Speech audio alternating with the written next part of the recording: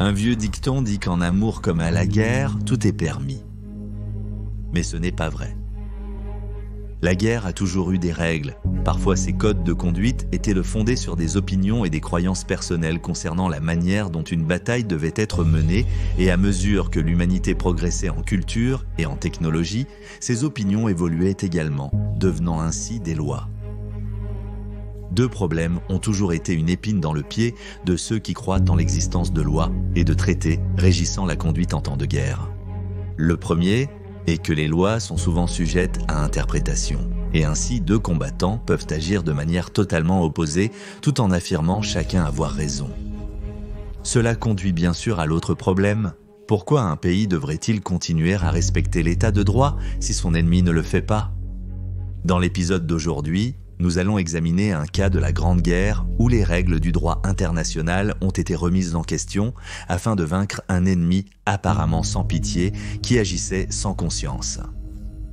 Voici l'histoire de l'incident du Baralong. Bienvenue dans Guerre du Monde. La Première Guerre mondiale a vu la technologie de la révolution industrielle appliquée à l'art terrible de la guerre, mais avec peu ou pas d'expérience en la matière, les généraux et amiraux commandant des milliers d'hommes ont souvent dû apprendre comment fonctionnait ce nouveau type de guerre sur le tas. Les erreurs étaient de multiples et les coûts épouvantables. Peut-être que l'arme la plus redoutée et certainement la plus sous-estimée au début de la guerre était le sous-marin. Pendant des siècles, les Marines avaient vu les puissants vaisseaux de ligne, les cuirassés, qui devenaient plus grands et plus puissants à chaque génération, régner en maîtres, et il était donc inconcevable pour leurs esprits encore victoriens que les petits sous-marins, relativement insignifiants, puissent un jour vraiment défier les grandes flottes de combat. Rapidement, pendant la guerre, ils se sont révélés spectaculairement dans l'erreur. La menace que représentaient les sous-marins, en particulier les U-boots allemands pour la Grande-Bretagne, dont la population avait été assurée que, quoi qu'il arrive en Europe, elle serait toujours en sécurité sur son île, fut un terrible choc qui poussa le public à réclamer une réponse.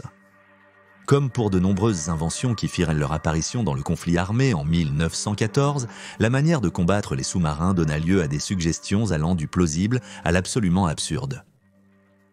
Une suggestion sérieusement envisagée par les Britanniques, par exemple, aurait vu des dizaines de vedettes rapides tourner autour de la flotte, les hommes à bord armés de cirage avec l'idée que, dès qu'un périscope serait repéré, ils se précipiteraient dessus pour étaler le cirage sur la lentille et ainsi aveugler le commandant du U-boot. Encore une fois, cela semble absurde aujourd'hui, mais en 1914, tout paraissait préférable à l'inaction. Un système de convoi n'avait pas encore été mis en place et les torpilles étaient parfois inefficaces. De nombreux navires marchands sans protection étaient attaqués par des U-boots en surface avec des canons de pont, inspectant souvent d'abord le navire cible pour y rechercher du matériel de guerre afin de justifier le naufrage. Cela donna aux Britanniques l'idée de créer une flotte de navires ressemblant à des cibles tentantes pour un U-boot, mais qui étaient en réalité armés de canons de 12 livres et de mitrailleuses Maxim. En plus d'être déguisés en navires marchands, ces bâtiments, connus sous le nom de navires Q, arboraient également, de manière controversée, un faux pavillon comme celui d'un pays neutre pour attirer davantage un U-boot sans méfiance, puis, au dernier moment, hisser le pavillon blanc britannique avant d'ouvrir le feu. Bien que le navire Q ait été une réponse à la nécessité de contrer la menace des U-boots, le concept en lui-même n'était pas totalement nouveau, comme l'a dit le contre-amiral Gordon Campbell dans ses mémoires « Mes navires mystérieux ». Il ne faut pas imaginer que les navires mystérieux étaient une invention de la guerre, car les tentatives pour leurrer l'ennemi sont aussi anciennes que possibles. Le fait de hisser de faux pavillons est une pratique de longue date et il est tout naturel que des officiers entreprenants aillent un peu plus loin en déguisant leurs navires et en imaginant d'autres ruses. Pour créer les navires Q, un certain nombre de cargos ont été réquisitionnés par l'amirauté afin d'être convertis à leur nouveau rôle mortel. L'un de ces navires était le Baralong, un cargo à vapeur de 13 ans, de 4192 tonnes, construit sur la rivière Tyne, dans le nord-est de l'Angleterre, par Armstrong, Whitworth & Co. et exploité par Bucknell Steamship Lines Limited. Pour assumer son nouveau rôle mortel, le Baralong fut équipé de 3 canons de 12 livres, installés sur des affûts dissimulés qui s'ouvraient au moment d'engager l'ennemi. Pour accentuer encore sa nature trompeuse, le bar à longue fut également équipé de dispositifs conçus pour simuler des dégâts, dans le but d'attirer un commandant de sous-marin à la recherche d'une proie facile. Les travaux furent achevés en avril 1915 et le désormais His Majesty's Ship Baralong était prêt à rejoindre la flotte et à commencer son œuvre mortelle.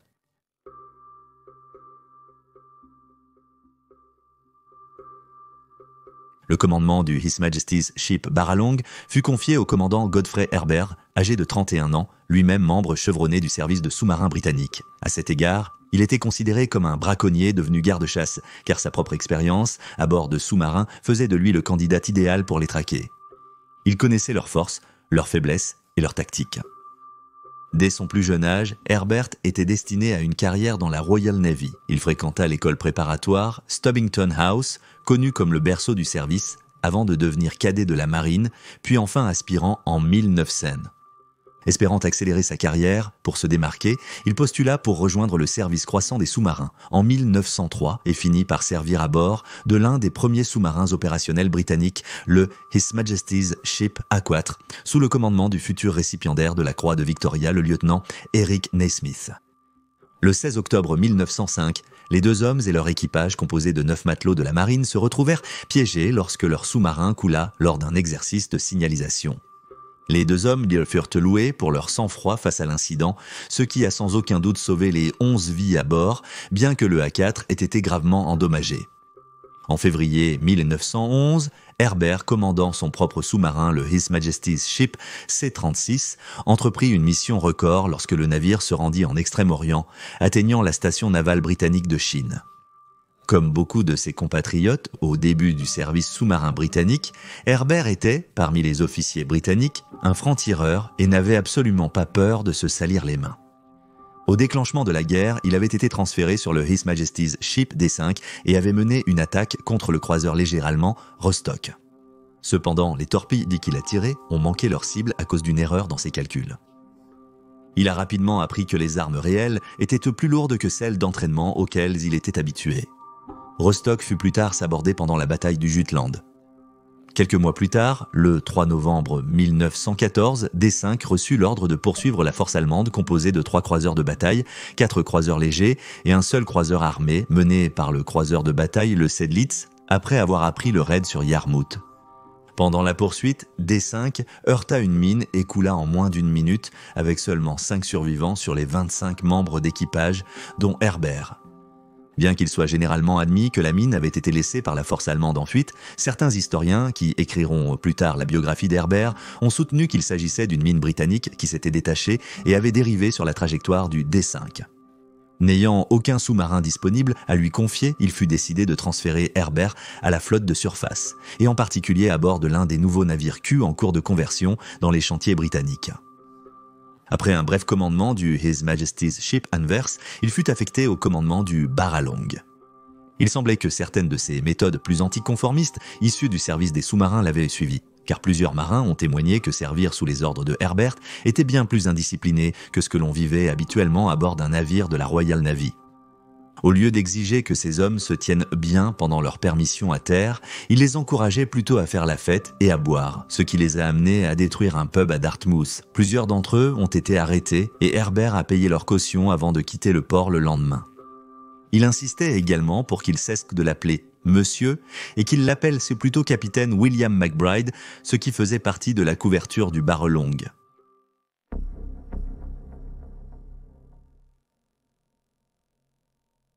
Nous étions peut-être dans la deuxième décennie du XXe siècle, mais l'état d'esprit victorien concernant des questions, comme l'honneur personnel, persistait chez les marins britanniques. Cependant, un rappel que cette époque était révolue est survenu le 7 mai 1915 lorsqu'un sous-marin allemand a coulé le paquebot Royal Mail Ship Lusitania, tuant 1193 personnes sans avertissement. L'incident a scandalisé le monde entier et a mis les États-Unis sur la voie de l'entrée en guerre aux côtés des Alliés.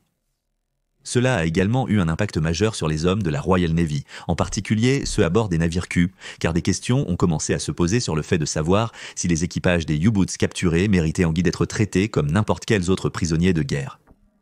Beaucoup réclamaient l'exécution des hommes des U-Boots capturés en tant que criminels de guerre, bien que les commandants britanniques aient officiellement désapprouvé cette idée. car cela découragerait les U-boots de se rendre. Il y avait aussi la question des représailles contre les marins britanniques capturés par les Allemands, ainsi que celle de l'image que donnerait l'exécution de prisonniers et de la façon dont cela serait perçu par les pays neutres, en particulier les États-Unis, où de nombreux citoyens étaient d'origine allemande.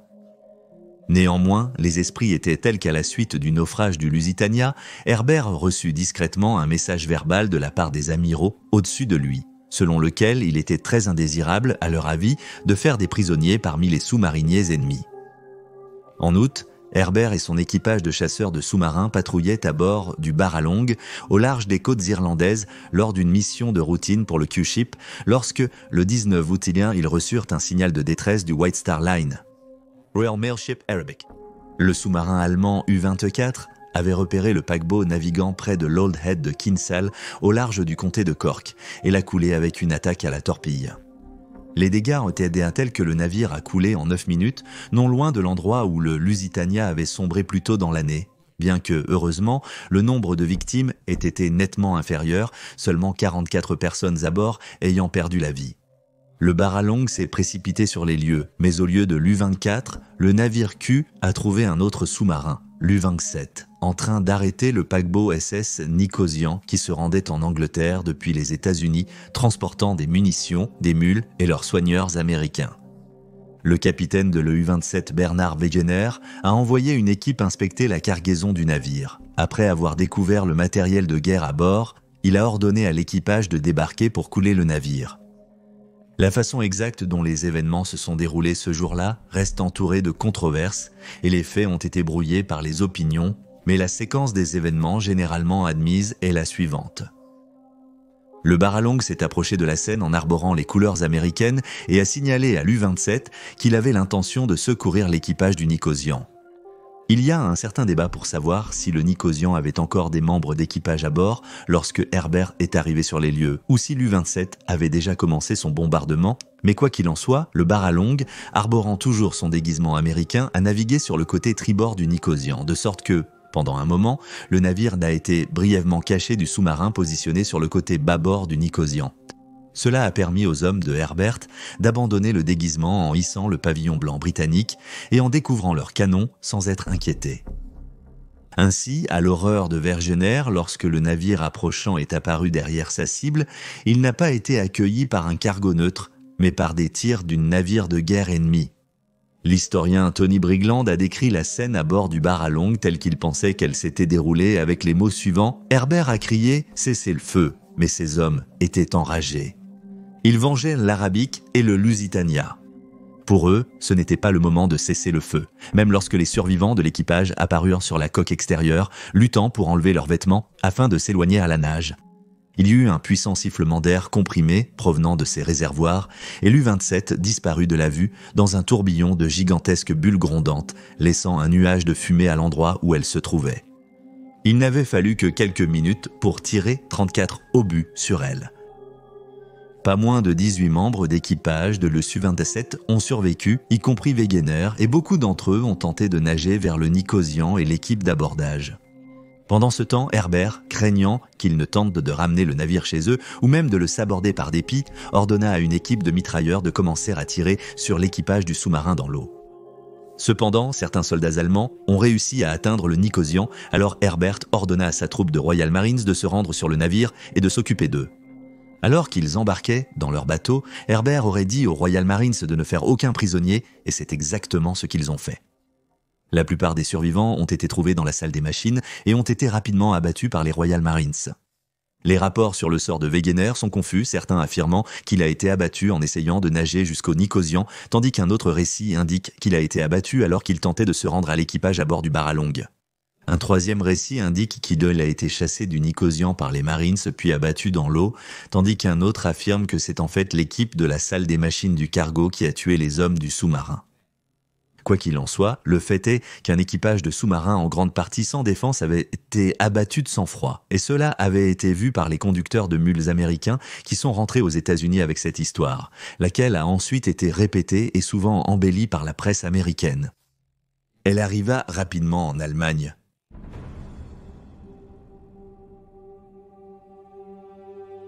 Herbert a défendu ses actions dans son rapport après action, affirmant qu'il avait agi uniquement pour défendre les intérêts britanniques et que toute autre attitude aurait constitué une négligence de sa part.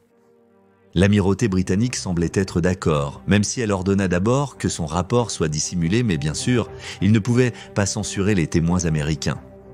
Encore une fois, l'état d'esprit en Grande-Bretagne concernant les U-Boots était tel que peu de gens éprouvaient de la sympathie pour les soldats allemands tués par l'équipage du Baralong. Cependant, la manière dont ils ont été tués ne convenait pas à certains, car il est certain qu'un équipage de U-Boot n'est plus une menace dans l'eau lorsque leur sous-marin a déjà été coulé. En Allemagne, la mentalité était tout autre. Ils considéraient tout l'incident comme un crime de guerre, et le capitaine William McBride fut ajouté à la liste allemande des Anglais qu'ils considéraient coupables de tels actes, sans savoir le vrai nom de Herbert. Par voie diplomatique américaine, l'Allemagne exigea que l'équipage soit remis pour jugement, mais le secrétaire britannique aux Affaires étrangères, Edward Grey, rejeta la demande répondant qu'il devrait en échange remettre les équipages de sous-marins ayant attaqué sans avertissement.